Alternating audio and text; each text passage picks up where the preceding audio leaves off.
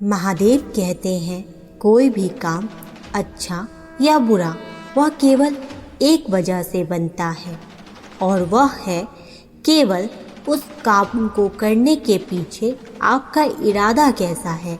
आप उस काम को करना क्यों चाहते हो? क्या आप उस काम को इसलिए कर रहे हो जिससे आपका कोई स्वार्थ पूरा हो या इसलिए कर रहे कि किसी का भला हो जाए? काम भले एक हो लेकिन उसका नतीजा इस बात पर निर्भर करता है कि आपका उद्देश्य सही है या बुरा है।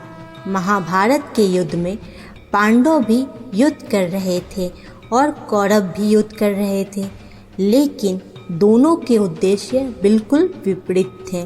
पांडव अपने धर्म के लिए युद्ध कर रहे थे और कौरव अधर्म के लिए। दोनों एक ही मैदान में थे और दोनों ही अपनी पूरी ताकत के साथ एक दूसरे से लड़ रहे थे, लेकिन दोनों का काम एक होने के बाद भी और मेहनत भी एक होने के बाद कौरव हार गए और पांडव जीत गए। इसके पीछे का एक ही कारण था और वह है उनके काम को करने के पीछे का इरादा। एक का इरादा सही और एक का इरादा गलत। महादेव कहते हैं इंसानियत के सिवाय इस दुनिया में कुछ भी नहीं रहता। इंसान जब पैदा होता है नंगा आता है, जब वह मरता है तो ऐसे ही जला दिया जाता है, उनके साथ कुछ भी नहीं जाता। ज़िंदगी में जो कुछ भी आने पर मिला है वह आपके आने से पहले किसी और का था और जब जब आप यहाँ से चले जाएंगे तो किसी और का हो जाएगा। जो पैसे आज आपके पास है, जो नाम आज आपके पास है, जो पद आज आपके पास है, उस पद पर कोई और था। आज भले ही आप हो लेकिन कल कोई और आपसे छीन लेगा। यही सृष्टि का नियम है और यही भागवत गीता की सबसे बड़ी सीख भी है। अगर बदलाव इस दुनिया का नियम है तो ऐसी कौन सी चीज़ है जो हमेशा साथ रहती है, जो हमारे मरने के बाद भी इस दुनिया में रहेगी? वो चीज़ है इंसानियत। सबसे पहले एक अच्छा इंसान बनिए और हर एक मनुष्य उस परमात्मा का अंश है जो हमारे सीधे तार उस परमात्मा से जोड़ते हैं और हमारी आत्मा कभी गलत नहीं हो सकती। पर हम शरीर के सुखों के लिए गलत कर्मों को करने में लग जाते हैं और उनका नतीजा भी गलत होता है। आज हमारे पास जो कुछ भी है, चाहे हमारा प्यार हो, रिश्ता हो, पैसा हो, नाम हो, एक दिन हमसे छिन जाएगा, दूर चला जाएगा। महादेव कहते हैं हम लगातार किसी न किसी तरह के शोर से घिरे हुए रहते हैं। यह हमारे शारीरिक और मानसिक स्वास्थ्य पर बोझ डाल सकते हैं। ऐसे में कुछ वक्त चुप रहकर खुद के साथ समय बिताएं। ये आपके स्वास्थ्य के लिए फ़ायदेमंद है। क्या हर समय शोर शराबा के बीच में नहीं रहते? लगातार लोगों की बकबक, बाहर गाड़ियों का शोर, तेज म्यूजिक की आवाज़, तेज संगीत की आवाज़, यह सब हमारे तनाव का कारण है और हमारी नींद को बाधित करते हैं। मगर क्या हम कुछ देर के लिए इन सब से दूर नहीं रह सकते? जी हाँ, हम खुद के साथ वक्त बिताकर और कुछ देर सिर्फ अपने विचारों के साथ शांति का आनंद ले सकते हैं। इंसान के सभी दुखों का कारण बोलना ही होता है, क्योंकि आवश्यकता से अधिक बोलना ही दुखों का कारण बनता है। इसलिए कम बोलिए, सटीक बोलिए, मधुर बोलिए और सबसे ज़रूरी जितनी आवश्यकता हो उतनी ही बोलिए। वाणी बोलना ही नहीं बल्कि मौन में भी शक्ति होती है। यही कारण है कि धर्मों में मौन को बहुत महत्व दिया गया है। सेहत से मौन का गहरा संबंध है और इससे मानसिक शांति भी मिलती है। मौन से विचारों में एकाग्रता आती है और रचनात्मकता बढ़ती है। इसलिए जितने भी साधु संत तपस्वी हुए हैं, सब ने मौन रहकर और ध्यान लगाकर इस संसार में ज्ञान को प्राप्त किया है। हमारे जीवन में एक नहीं बल्कि बहुत सारे दुखों का कारण बोलना ही है, क्योंकि हमारी समस्या यही है कि हम चुप नहीं रह सकते, हमेशा कुछ ना कुछ बोलते ही रहते हैं और बोलने के कारण ही आधे से ज़्यादा दुख निर्मित होते हैं। परिवार में कलह कलेश का कारण हमारा बोलना ही होता है। आप जितनी भूख उतना खाते हैं, जितनी ज़रूरत उतना कार्य करते हैं। लेकिन क्या आपने कभी इस बारे में सोचा है कि आप कितना बोलते हैं? क्या आप उतना ही बोलते हैं जितनी आवश्यकता है, या अनावश्यक ही सारे दिन बोलते हैं? इस बारे में कभी अकेले बैठकर जरूर सोचिए कि आज आपने दिन भर में कितना बोला, क्या बोला और सबसे ज़रूरी क्यों बोला। इसमें कितनी बातें ज़रूरी थी और कितनी अनावश्यक थी। महादेव कहते हैं, माफ़ करना महान व्यक्ति की निशानी है। इस दुनिया में सबसे हिम्मत वाले और सबसे ज़्यादा ताकत वाले इंसान वो होते हैं जो माफ़ करना जानते हैं। एक बार ज़रा सोच कर देखिए, भगवान की कौन सी चीज़ भगवान मनाती है। श्रीमद् भागवत गीता में भगवान श्री कृष्ण कहते हैं, चाहे वह कितना भी पापी इंसान क्यों ना हो, लेकिन अगर वह अपने बुरे कर्मों को करना छोड़कर अच्छे कर्म करना शुरू कर दे तो उसको वह अपना लेते हैं। यानी कि भगवान इस पूरी सृष्टि के मालिक होकर भी इतने नेक दिल हैं और उनके दिल में सबके लिए जगह है और उनके लिए सब समान है। माफ़ करना महान व्यक्ति की निशानी है और माफ़ वही कर सकता है जो सामने वाले के किसी न किसी नज़रिए से बढ़ा हो।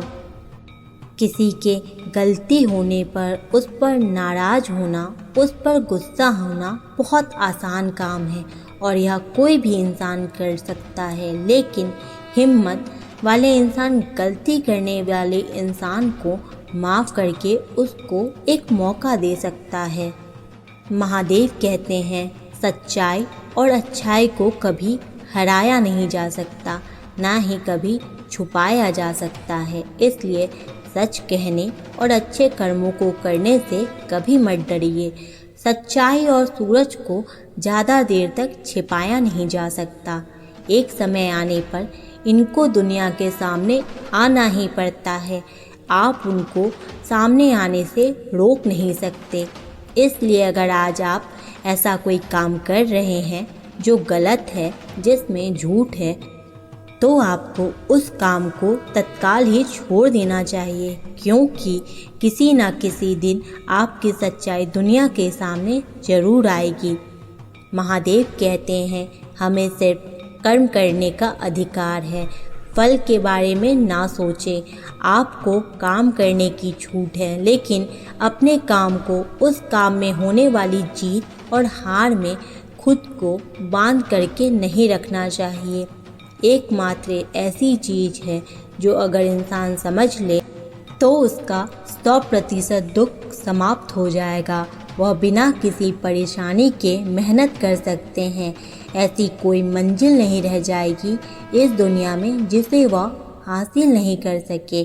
और सबसे शानदार बात तो यह होगी कि सब कुछ प्राप्त करने के बाद उसे कभी घमंड नहीं होगा। आपके किसी भी काम को करने का उद्देश्य कभी भी यह नहीं होना चाहिए कि अगर इस काम को मैं कर लूँगा तो मुझे यह फल मिलेगा। अक्सर यह होता है कि हम मेहनत तो करते हैं, लेकिन उस मेहनत से ज़्यादा हमारे मन में चिंता होती है, इच्छा होती है। हर वक्त हम यह सोचते हैं कि मैं इतना मेहनत कर रहा हूँ, मुझे सफलता क्यों नहीं मिलती, मुझे सफलता मिलनी चाहिए। अगर आप उस काम में सफल नहीं हुए तो कोई और इंसान इस काम में ज़रूर सफल हुआ होगा, क्योंकि उसने आपसे ज़्यादा मेहनत की होगी, लेकिन वह सफलता उसको ना मिलकर आपको मिल जाती तो उसके साथ कहीं ना कहीं अन्याय हो जाता। इसलिए उसने आपसे ज़्यादा मेहनत की है और उसके कर्म भी आपसे ज़्यादा संघर्षशील रहे हैं। जिस दिन आपका कर्म ज़्यादा संघर्षशील बन जाएगा उस दिन आपकी सफलता आपकी हो जाएगी। एक बार की बात है, एक छोटे से गांव में एक युवक रहता था जो जीवन में सफल होने के लिए हमेशा कड़ी मेहनत करता था। उसके दिनचर्या में सिर्फ एक ही चीज़ थी, कठिन परिश्रम। युवक का मानना था कि अगर वह दिन रात मेहनत करेगा तो एक दिन उसे सफलता अवश्य मिलेगी। हालांकि कई बार वह खुद से सवाल करता कि उसका मेहनत का फल उसे अभी तक नहीं मिला। वह दूसरों को सफलता पाते हुए देखता और सोचता उसने कुछ कम मेहनत किया होगा या शायद उसकी किस्मत खराब है। युवक दिन रात इस चिंता में रहता कि उसकी मेहनत का फल कब मिलेगा। एक दिन युवक के गांव में एक संत आए। संत ने देखा युवक बहुत बेचैन और चिंतित है। संत ने उसे बुलाया और पूछा, तुम इतने व्याकुल क्यों हो बेटा? युवक ने उत्तर दिया, बाबा मैं दिन रात मेहनत करता हूँ लेकिन मुझे सफलता नहीं मिल रही। मैं हर वक्त इसी चिंता में डूबा रहता हूँ कि कब मुझे मेरे मेहनत का फल मिलेगा। संत ने मुस्कुराते हुए कहा, तुम्हारा दुख इसी बात में है कि तुम फल की चिंता कर रहे हो। भगवान श्री कृष्ण कहते हैं हमें कर्म करने का अधिकार है लेकिन फल की चिंता नहीं करनी चाहिए। तुम्हारा काम है मेहनत करना लेकिन फल तुम्हारे हाथ में नहीं है। युवक ने पूछा, तो क्या मुझे अपनी मेहनत का फल नहीं मिलेगा? संत ने गंभीरता से कहा, तुम्हें फल अवश्य मिलेगा लेकिन कब और कैसे यह तुम्हारे कर्म पर निर्भर करता है। यदि तुम मेहनत करते रहोगे और अपने कर्म के प्रति सच्चे रहोगे तो एक दिन सफलता खुद चलकर तुम्हारे पास आएगी। लेकिन अगर तुम सिर्फ फल की चिंता करते रहोगे तो तुम्हारी मेहनत अधूरी रहेगी। जब हम फल की चिंता किए कर्म करते हैं तब हमारी ऊर्जा और ध्यान केवल उस कार्य को करने में केंद्रित रहता है और यही हमें असली सफलता दिलाती है। संत की बातें सुनकर युवक को एहसास हुआ कि उसकी सारी चिंता सिर्फ इस बात पर थी कि उसे सफलता कब मिलेगी। उसने तय किया कि अब वह बिना किसी फल की चिंता किए अपने काम पर ध्यान केंद्रित करेगा। समय बीता और युवक ने अपना ध्यान सिर्फ अपने काम पर लगाया। उसने जो भी कुछ किया पूरे दिल से और धीरे धीरे उसकी मेहनत रंग लाई। एक दिन उसे अपनी मंजिल हासिल हो गई जिसके लिए वह वर्षों से मेहनत कर रहा था। और सबसे खास बात यह थी कि उसने सफलता पाने के लिए कभी घमंड नहीं किया, क्योंकि अब उसे समझ में आ गया कि सफलता केवल मेहनत का फल है, घमंड का नहीं। दोस्तों, इस वीडियो में बस इतना ही। मिलते हैं अगले वीडियो में फिर। तब तक के लिए हर हर महादेव।